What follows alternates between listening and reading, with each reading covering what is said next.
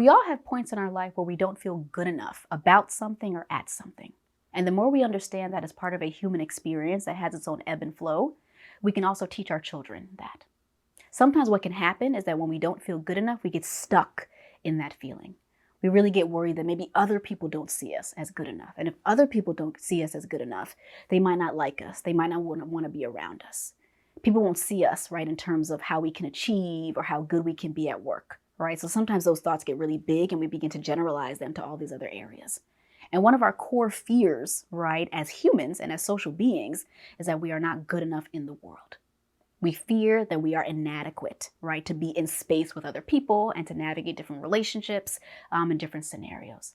So we know that our children experience the same thing, whether that be around academic achievement, whether that be around sports performance or performance in other activities, whether they also maybe don't feel good enough in their relationships with their peers or even amongst their siblings or other family members.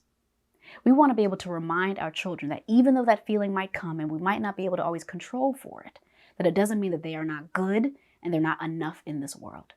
That even if they make mistakes at something, it doesn't mean that they are not good enough in this world. We want to remind themselves that they're good on the inside, even if that doesn't always translate to how we perform in certain activities. Even if we say the wrong thing, even if somebody gets upset with us, it doesn't mean that that has changed our worth and our value in the world. But we can only model that to our children if we actually really believe those things for ourselves. So reminding ourselves that even when we make mistakes, even if we make those mistakes in front of our kids or with them, to remind ourselves and maybe even say out loud, I made this mistake, I am still good enough. I wish I did that better, I am still good in this world.